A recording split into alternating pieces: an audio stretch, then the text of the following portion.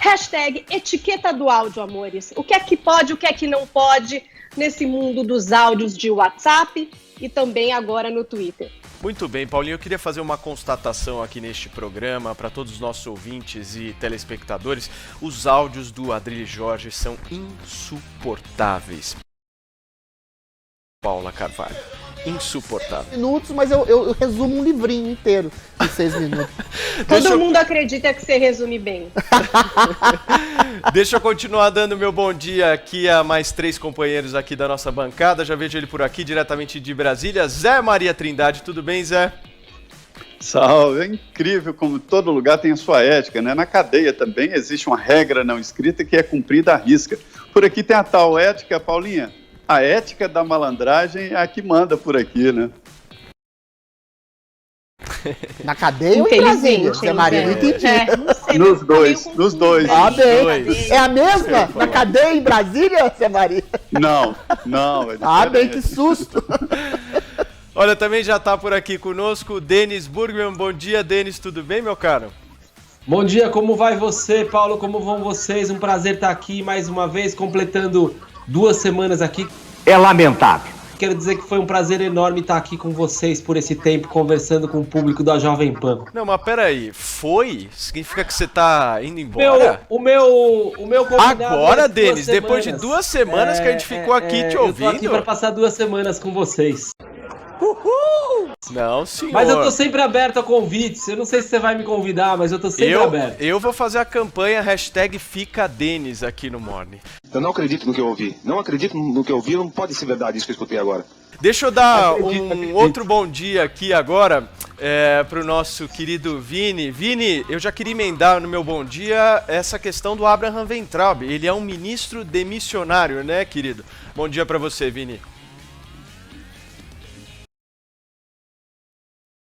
Um pouco emocionado, fez ali até uma colinha para ler o discurso dele, agradeceu o apoio e o carinho que vem recebendo aí nos últimos dias, disse que até descobriu que tem vários Weintraubs espalhados pelo país e que vai começar agora uma transição no Ministério da Educação, né, para o seu sucessor, ministro que virá para o seu lugar, e depois, Paulo, vai se dedicar aí ao novo cargo dele, que será diretor do Banco Mundial. Ele disse que recebeu esse convite do presidente Jair Bolsonaro e agora vai assumir, portanto, o Banco Mundial, e ele sente que com isso ele e a família dele estarão mais protegidos. E aí depois, Paulo, ele passou a direcionar o discurso dele mais ao presidente Jair Bolsonaro, dizendo que continuará o apoiando, e aí o Bolsonaro também respondeu um pouco emocionado. Vamos ver esse momento.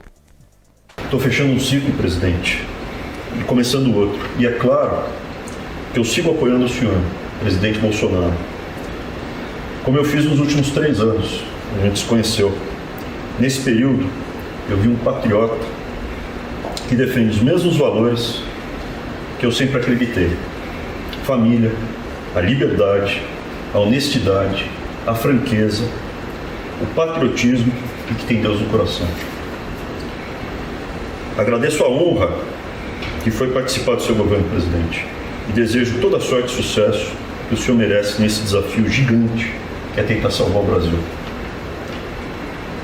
Eu continuarei lutando pela liberdade, só que eu vou continuar lutando de outra forma. Presidente, posso fazer um último pedido? Posso falar um pedido? Pode. É um momento difícil. Todos os meus compromissos de campanha continuam em pé. E busco implementá-la da melhor maneira possível. A confiança você não compra, você adquire. Todos que estamos ouvindo agora são maiores de idade e sabem o que o Brasil está passando. E o momento é de confiança. Jamais deixaremos de lutar por liberdade. Eu faço o que o povo quiser. Presidente, posso fazer o pedido? Um bracinho? Confio no senhor, presidente. Obrigado, gente. Fica com Deus.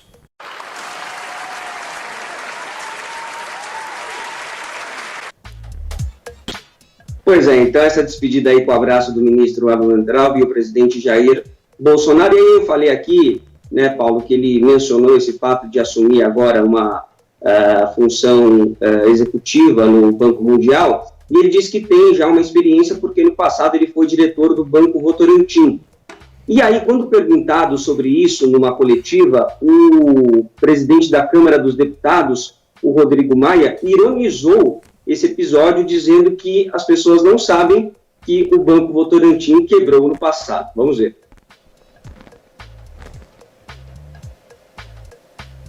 Estamos com um problema no áudio. Se você puder falar para nós, Vini, o que o Rodrigo Maia falou? Olha ele! Olha ele! Olha ele! Olha ele! Ele só falou o seguinte, Paulo, ele foi perguntado sobre essa possibilidade do Weintraub assumir um cargo de direção no Banco Mundial. E aí ele falou assim, no Banco Mundial, então acho que as pessoas não sabem que ele foi diretor do Banco Votorantim, que quebrou no passado. E aí o Weintraub respondeu essa fala do Rodrigo Maia pelo Twitter. Temos o tweet aí do ex-ministro da Educação, onde ele diz o seguinte: trabalhei no Votorantim por 18 anos, o banco existe até hoje, nunca quebrou. Atualmente, invisto em títulos da dívida dessa instituição por acreditar em sua solidez e seriedade. Espalhar fake news sobre a solvência de uma instituição financeira é muito grave. Olha, Paulo, de fato, essa culpa o Weintraub não carrega. O Banco Votorantim realmente nunca quebrou. O que aconteceu é que em 2009 nós tivemos uma grande crise financeira global e o Banco do Brasil adquiriu 50% dos direitos do Banco Votorantim, que passou a se chamar aí BV, e hoje é o quinto maior banco privado do país. Sobre o Banco Mundial, a instituição já recebeu a indicação do nome do Weintraub, diz que ele terá que passar aí por uma aprovação de um grupo de países, e caso assuma, ele cumprirá esse mandato até outubro apenas, quando uma nova indicação terá que ser feita, e aí ele vai ter que se mudar também para os Estados Unidos e vai ganhar uma boa graninha, né? Porque o salário é muito bom aí dessa direção do Banco Mundial. Paulo, o Abraham Weintraub ficou 1 ano e 2 meses no cargo, foi o segundo ministro da Educação desse governo, substituindo o Vélez Rodrigues. Durante esse período, ele brigou com as universidades. Ponto que eu acho que é importante, Denis, Adriles e Zé, a gente comentar aqui, porque isso, para mim, não faz o menor sentido. O Abraham Weintraub é um ministro que recebe de salário bruto, né, recebia até ontem, R$ 30.934. Aqui no Brasil existe uma coisa chamada imposto, que garfa R$ 7.585. Esse salário que sobra para ele R$ 23.349 líquidos por mês. Essa nova atribuição dele no Banco Mundial vai levar o agora ex-ministro da Educação a ter um salário de $21.547 por mês. Se a gente for fazer uma conta aqui, o dólar a R$ 5,38, isso equivale a R$ 115.922 mensais em um ano, quase R$1.400.000. Para alguém demitido, Zé Maria Trindade, acho que é uma boa promoção, né? Na verdade, essa conta ela não pode ser feita assim, né? Se você fizer essa conta aqui em qualquer lugar, você vai ficar... Mas por que essa pessoa está aí? Pega o salário de um deputado, é 30 mil, se descontar imposto de renda, INSS, não sei o quê, chega lá a 16. Se ele, e partido político que desconta, se ele tiver uma ex-mulher, acabou o dinheiro. Então, não é por aí. Salário é o mínimo aqui. Olha, ele tem outros rendimentos, ele é professor, tem bens e tal. É uma conta muito difícil de ser feita, porque o ministro da Educação mexe com bilhões de reais. Bilhões de reais. Então, o poder, neste caso, é muito mais importante do que salário, do que dinheiro. 1 milhão para esse pessoal, Paulo, não é nada. 1 milhão aqui, lembra do Carequinha lá falando, não, 5 milhões, 4 milhões, isso não é nada. Então, o salário é o menor apego que se tem por aqui. O título, por exemplo, de ex-ministro é muito importante, inclusive, para empregos futuros. Não esse que foi indicado pelo presidente Bolsonaro. Mas voltando à figura do ministro Weintraub, ele tem o chamado dom da fúria. Dom da fúria. Ele enfrentou interesses importantíssimos no Ministério da Educação. Enfrentou as universidades particulares, um grupo muito forte, que sustentava aí sim, vai muito além do salário, né? Toda a equipe do Ministério da Educação. Ele, o Weintraub, me disse que cortou, que não negociava, só recebia representantes das entidades privadas de ensino, e isso desagradou ele. A conclusão é de que era melhor pagar propina do que ter um mercado aberto, competitivo, e isso ficaria muito difícil. O mercado brasileiro do ensino privado é controlado e concentrado, né? Além disso, houve várias outras brigas. Com o presidente da Câmara, Rodrigo Maia, que ironizou a saída dele, ele demitiu o indicado do Rodrigo Maia e demitiu outros indicados. E isso acabou numa briga muito pesada com o Congresso Nacional. Acabou para Weintraub a possibilidade de negociar projetos básicos ali sobre educação. Foram várias frentes de batalha. E ele tem uma sustentação muito grande do lado ideológico do governo, inclusive dos filhos do presidente. É daí que nasce essa cara de constrangimento e esta contrariedade do presidente ao anunciar a demissão. Foi, sim, uma derrota do presidente Jair Bolsonaro ter que demitir Abraham Weintraub. Eu estou acostumado a demissões do Palácio. Algumas demissões soam como alívio, fiquei livre deste. Mas, em alguns casos, eu já vi presidente da República chorar por dentro na demissão de auxiliares. Mas é que a administração impõe esse momento. A briga com o Supremo, a última dele, foi e é muito pesada. Os ministros não admitiam qualquer início de diálogo sem a demissão, sem a saída de Weintraub. Para se ter uma ideia, a fila lá no Congresso, em busca da pasta, não só para o Ministério, mas as presidências de fundações, está muito grande. Para se ter uma ideia, a presidência do FNDE, que ele demitiu indicados do Congresso, tem um orçamento de mais de 50 bilhões de reais. É muito interesse, é muito dinheiro, é isso que estava em jogo.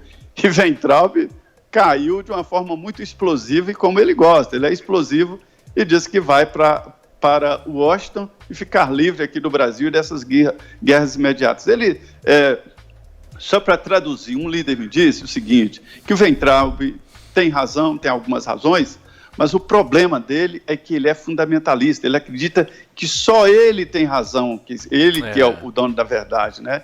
E ele, o Weintraub, me disse o seguinte, eu sou minoria, não tenho grandes veículos de comunicação às mãos, e o que me resta é a internet, por isso que eu uso essa história de guarda-chuva e tal e tal. E eu sou como um fundamentalista, pego uma granada sem pino, isso ele me disse, e vou para o meio, e posso explodir a todos, é por isso que eles me respeitam. E aí os adversários não respeitaram essa granada sem pino, explodiu. Muito bem, Denis Burgman, vamos lá, sua avaliação dessa saída do Abraham Weintraub. Pois é, Paulo, é mais ou menos unânime, né? A não ser entre quem aderiu muito sem crítica ao bolsonarismo, que Weintraub foi o pior ministro da educação da história do Brasil. Ele é um gestor incapaz, ele não conseguiu concluir quase nenhum projeto que começou, jogou no lixo R$1 bilhão recuperados pela Lava Jato. Ele ficava lá brigando online, bloqueando jornalistas, eu fui bloqueado. Fazendo palhaçada, causando ultraje, juntando seguidores porque ele quer virar político. E ele já sacou que nos dias de hoje o caminho para ser eleito é ficar xingando no Twitter. Porque as pessoas estão tão furiosas que são capazes de eleger alguém só porque xinga, mesmo que seja um panaca incapaz. O trabalho é para representar 9 países, não só o Brasil. Portanto, se você conhece alguém na Colômbia, no Equador, Trinidad e Tobago, Filipinas, Suriname, Haiti, República Dominicana, Panamá, avise os caras do risco. Se esses países votarem não, esse incompetente fica sem emprego. Para substituir o Weintraub, a gente ainda não sabe quem vai ser. Não, nada a ver, irmão. Mas ninguém tem expectativa de que seja alguém bom. A única coisa que a gente sabe, com mais ou menos certeza, é que deve ser algum ex-aluno ou apaniguado doido do Olavo de Carvalho. O que me qualifica para o cargo, não é, Paulinho? Eu também. Vai lá, Adriles, você tá qualificado para ser ministro da Nós Educação? dois, eu e o deles fomos alunos do Olavo, então tá tranquilo, um dos dois vai entrar na pasta.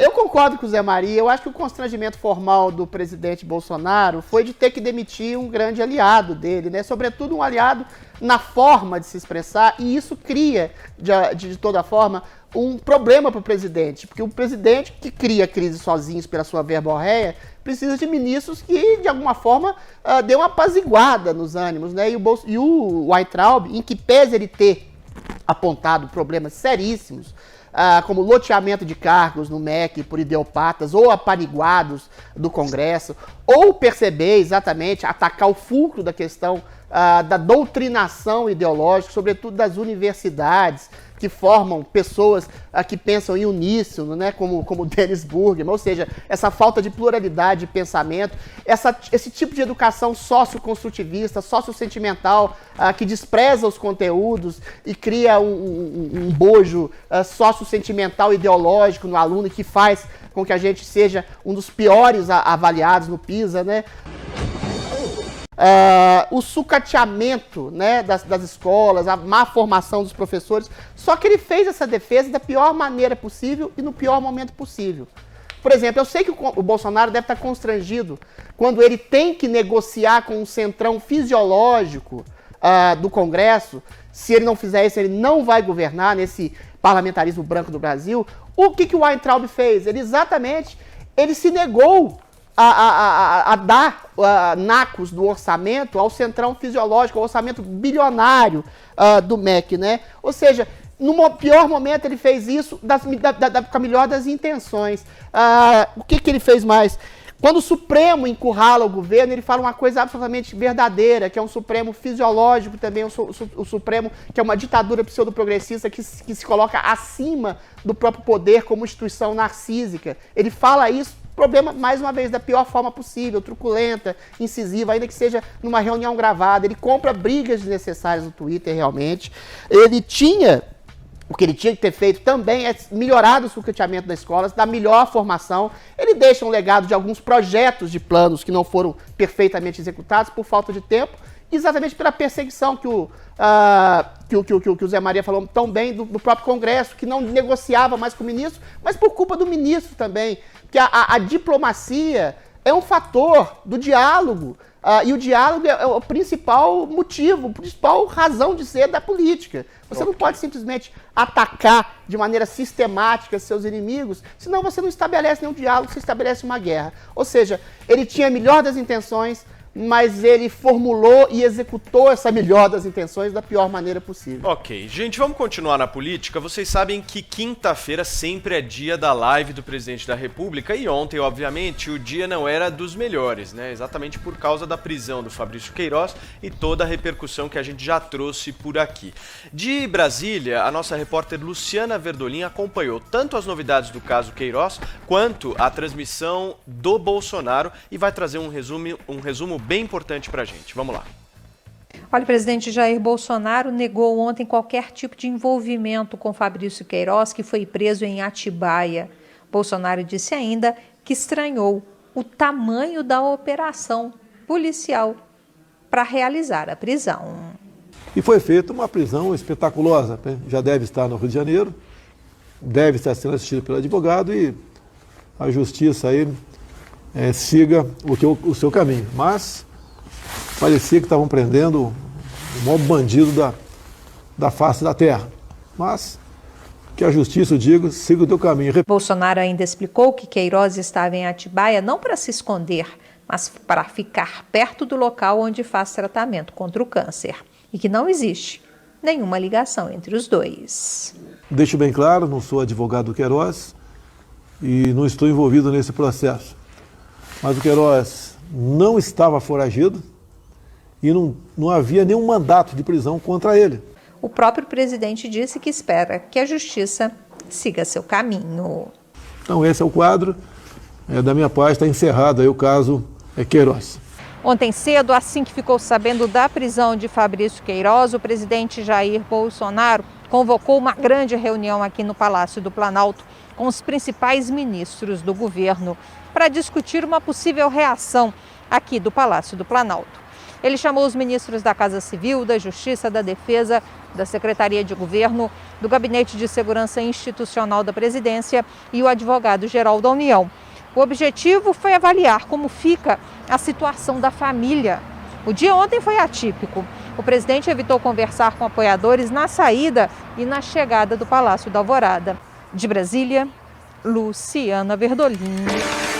Olha, meus caros espectadores, eu já disse isto aqui neste programa. Vocês sabem muito bem que o show no Nome do Morning não é à toa. A gente tem uma atração meio mórbida, né? Pelos aspectos pitorescos ou bizarros dessas histórias. E são tantos, né, Paulinha? Gente, cada coisa, porque depois tinha a foto ali, né, da casa que estava o Queiroz. E tinha um altarzinho esquisito em cima de uma lareira. Tem até uma foto aqui para quem vai conferir por imagem, mas quem não está vendo por imagem eu vou descrever, porque ali tinha um pôster amassado do ato institucional AI-5, enfim, um momento aí de autoritarismo do governo militar do Brasil. Vocês bem sabem, autorizou perseguições a adversários políticos, foi responsável esse ato por inúmeros crimes ocorridos na ditadura. Tá ali o posterzinho meio amassadinho. E na frente dele, amores, quem temos? Temos action figures. Alguém é muito fã de Tony Montana, esse personagem de Al Pacino no filme Scarface, do Brian De Palma, filme de 83, que é um refugiado de Cuba que vai para os Estados Unidos e, amores, faz fortuna vendendo drogas, não é? Tem também várias frases dele que ficaram bastante famosas. Inclusive, eu vi inúmeras matérias que ranqueiam mais de 50 frases faladas no filme Frases de Efeito, como, por exemplo, eu sempre digo a verdade mesmo quando minto. Veja que frase maravilhosa. Ou, por exemplo, todo o maldito país foi construído lavando dinheiro. Os Estados Unidos, ele tá falando aqui, tá? O personagem tá lá em Miami. E também, você deve ficar de boca fechada para que eles pensem que você é um cavalo e o deixem sair. São mais de 50 frases maravilhosas faladas por esse personagem que alguém gostava muito. São 3 ali, né? Eles estão colocados na frente desse pôster. Enfim, não sei se isso depois vai ser questionado por que é que estava lá, de quem que era, o que significa, enfim. E teve também a história da Heloísa de Carvalho, que é filha do Olavo de Carvalho, que apareceu por lá para fazer um grande brinde com suco de laranja. Foi um momento especial, tá na internet. E aí ela trouxe uma informação de que ela já sabia que o Queiroz estava lá faz tempo. E parece que pode ser que ela já soubesse mesmo, porque tem um cara que estava lá com ela, que no Instagram se identifica lá como Todd Tomorrow, e ele tinha postado uma foto da fachada desse lugar onde estava o Queiroz em maio, dizendo o seguinte, ó, longa temporada numa casa do meio do nada em Atibaia, que por coincidência é de propriedade do senhor Wassef, advogado de Jair Bolsonaro e Flávio Bolsonaro. A casa foi transformada em escritório de advocacia no último ano. Será que foi de olho na inviolabilidade que escritórios dessa natureza gozam?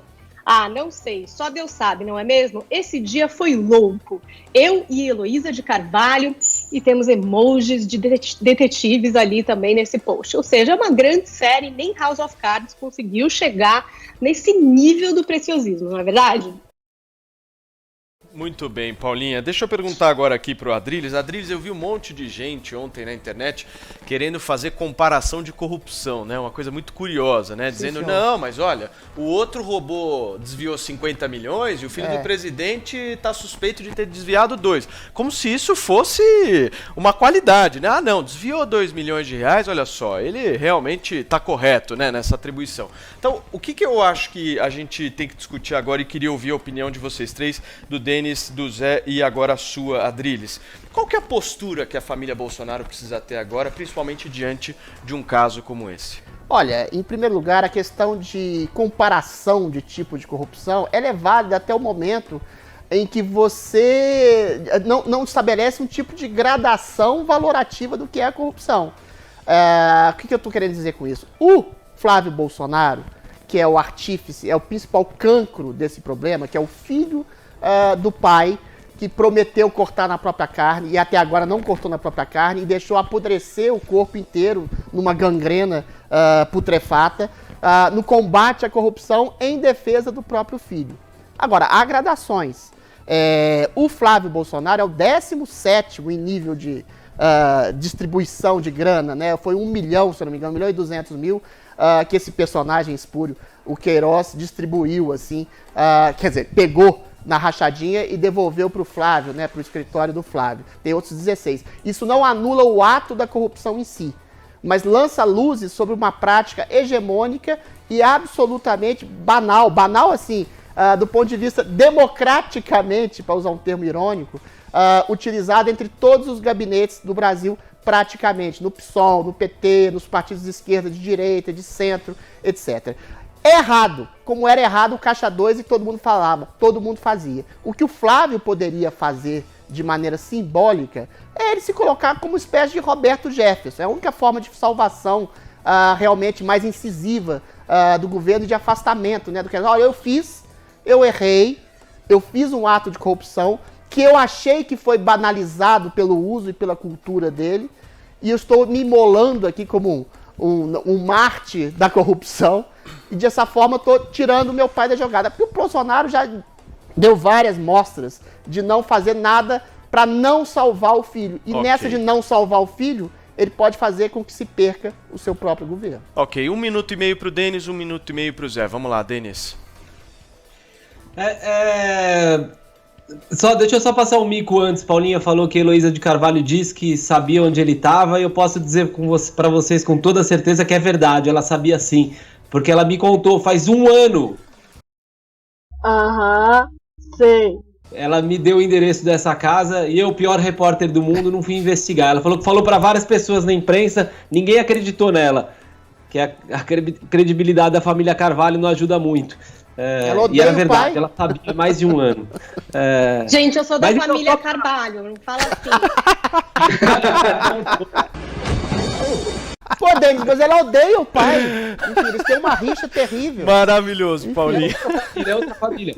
Mas assim, só pra contextualizar, se a gente tivesse num governo normal, o que a gente ia estar comentando aqui é que o governo acabou, né? Escândalos de corrupção, manipulação, descaso total com a população. Ele também está armando seus apoiadores. Agora, eu queria propor um exercício de imaginação para os ouvintes. Imagine se algum desses presidentes do passado pudesse usar essa tática. Pega um que você não goste. Vamos supor que seja a Dilma. Imagina se, quando o Supremo decidiu que ela não podia nomear quem ela queria para o ministério e impediu que ela desse o cargo de ministro da Casa Civil para o Lula, né? Porque considerou que tinha um desvio de finalidade. A Dilma começasse a incitar o povo para fechar o Supremo e um general apoiador dela mandasse os juízes calarem a boca e não esticarem a corda. Você ia gostar?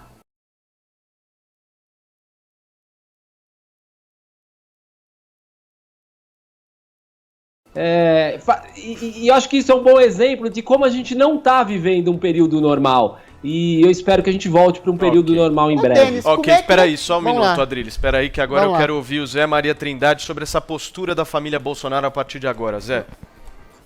Pois é, eu, como Adriles, aí não engulo essa isca de dizer que isso não é corrupção, isso não é dinheiro público. Eu acho até eufêmico demais falar em rachadinha. Isto é corrupção, é lavagem de dinheiro. Dados comprovam nessa investigação de que houve pagamentos de mensalidades escolares e muitos outros em dinheiro vivo. Hoje ninguém usa dinheiro vivo, a não ser dinheiro ilegal. Dinheiro está em extinção, dinheiro em papel, dinheiro vivo. Então, há sim indicações fortes de que havia na Assembleia do Rio de Janeiro um processo de roubo de dinheiro público, desvio de dinheiro público, rachadinha eufemismo, e existem sim 27 outros gabinetes com movimentações atípicas, suspeitas, indicadas pelo COAF. E há um foco total no nome do filho do presidente, o 01, senador Flávio Bolsonaro, que era, na época, deputado estadual. Agora, Queiroz, ele centralizava, e há toda indicação de saía dinheiro do pagamento da Assembleia, o dinheiro entrava nessas contas dele, né? E ele administrava, tem depósitos ali em nome da família Bolsonaro, e isso fica muito claro. O presidente Jair Bolsonaro, é isso que eu queria focar, entendeu o recado, foi controlado. E diante desta situação, ele evitou durante todo o dia tocar nesse assunto. E os deputados aliados do PSL saíram em defesa do Flávio Bolsonaro, evidenciando exatamente esse foco. Mas é preciso dizer que é assim mesmo. A família de um presidente da República, a família de um prefeito, a família de um governador entram no foco em qualquer situação. Então, quando uma família vai para o poder, fica mesmo nos holofotes. Não há como negar uma dificuldade que a família vai ter que resolver, não é do governo, e o presidente fez essa postura, não é do governo Bolsonaro, mas é sim ali uma cicatriz que tem que ser resolvida. Perfeito. Deixa eu agradecer a sua participação mais uma vez. Zé Maria Trindade, diretamente de Brasília. Zé, até segunda-feira. Obrigado, viu? Muito bem, obrigado. Até lá. Adrilles Jorge, nós vamos para um rápido intervalo comercial. Na volta, eu prometo que eu darei a palavra a você. E se o Denis quiser comentar também, ele vai comentar. Porque este programa é democrático. A gente vai para um rápido intervalo comercial, daqui a pouco a gente volta.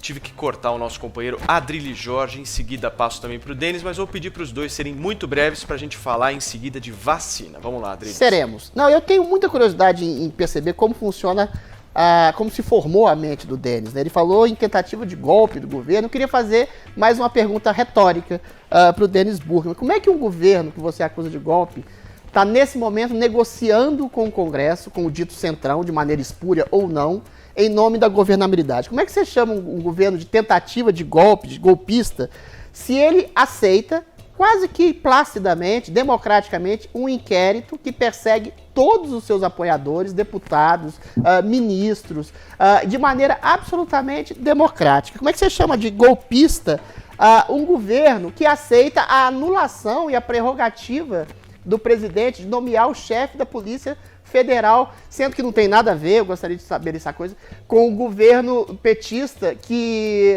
tentou dar uma espécie de habeas corpus subliminar para um presidente, Lula no caso, né, que estava sendo acusado de corrupção sistêmica e usava o diploma de ministro para fugir da polícia. Ou seja, não tem nada a ver, o chefe da polícia que queria nomear, que o Bolsonaro queria nomear, não era perseguido pela polícia. Ou seja, como que você acusa de golpe um governo que está sendo golpeado continuamente por forças superiores, forças ocultas, né? Como dizia o Jânio Quadros, que querem golpeá-lo? Não é uma inversão completa da realidade, Denis Burgman?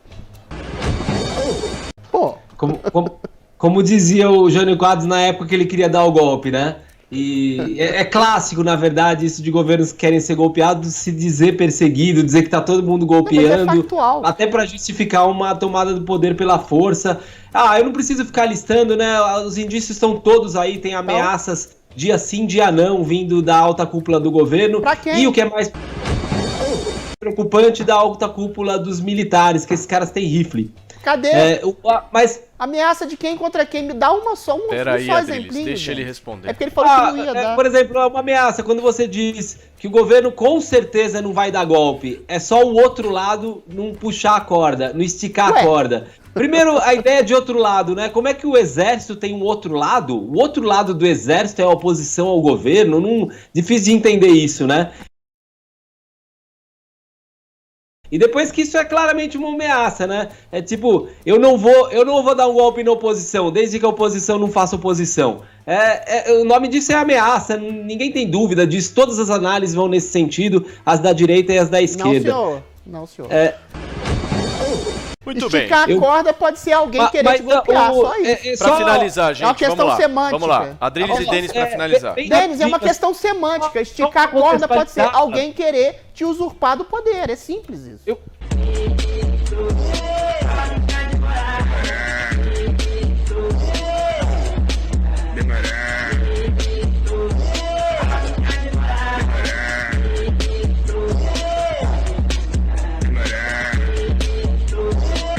Eu posso dar uma atualizada bem rapidinho, só assim, porque o Fred Wassef está sendo identificado em muitos lugares como advogado do Flávio Bolsonaro, que ele realmente é. Mas isso não traduz muito a realidade, né? Porque o Fred Wassef, ele é advogado do presidente Bolsonaro, ele é uma espécie de fixer do Bolsonaro. Lembra do filme Pulp Fiction? O Harvey Keitel, o cara que fala, eu resolvo problemas? Ele resolve problemas. O Flávio é um dos problemas do Jair. É por isso que ele é advogado do Flávio, né? Advogado resolve problemas. Procurado pela justiça. Esse procurado pela justiça, a família já tinha dito que não sabia onde ele estava, tinha até se declarado decepcionada com ele, dizendo que a culpa era toda dele. Ele estava escondido na casa do advogado do presidente da República, como vocês viram. Denis os e indícios são Adriles. muitos e vêm de toda parte. Ok, Denis e Adriles, vamos mudar de assunto.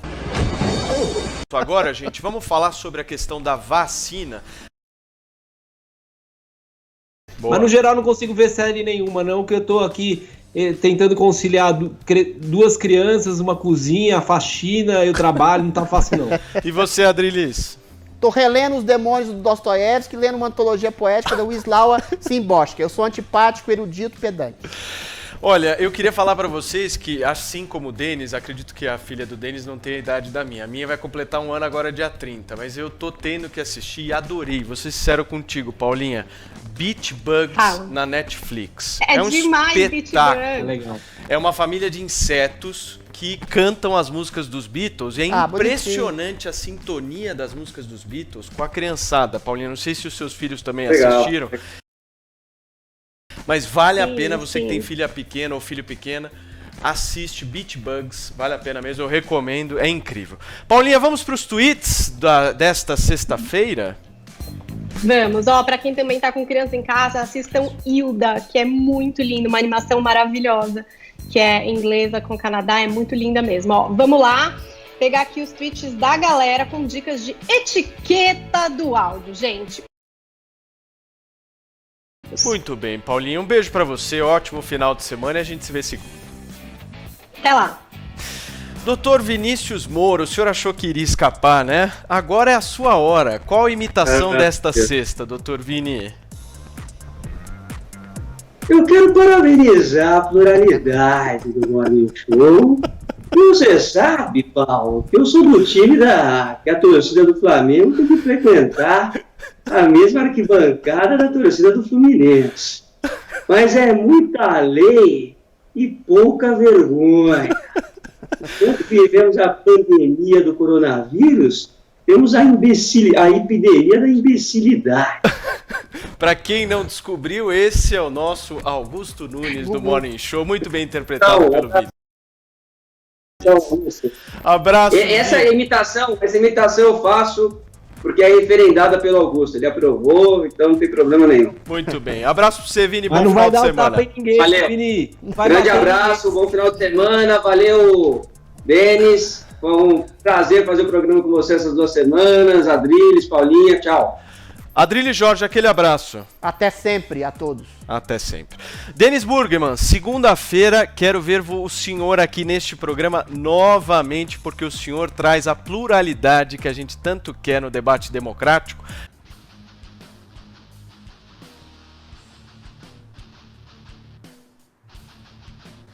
Vai fazer crossfit na praia! Você foi muito bom nessas 2 semanas. Não, nada a ver, irmão. E eu queria te dizer uma coisa, você tem que estar aqui porque segunda-feira tem Carla Zambelli aqui no Morning Show e a sua presença vai engrandecer este debate, Denis Burgman. Querida Carla Zambelli, prazer enorme estar aqui, quero o contato de todo mundo, quero ficar em contato e manter essa conversa viva. Muito bem. A gente paga melhor que os empréstimos do Gregório do Viver. Você vai sair do vermelho. Vai ficar rico, como todos nós. Abraço, Denis. Abraço, Adriles. Tchau, Paulinha. Tchau, Vini. Gente, muito obrigado. Sextou, segunda-feira, 10 horas da manhã. Mais uma vez, muito obrigado pela audiência dessa semana do programa. Vocês são campeões fiéis e a gente se compromete aqui a trazer conteúdo de qualidade sempre. Tchau, bom final de semana.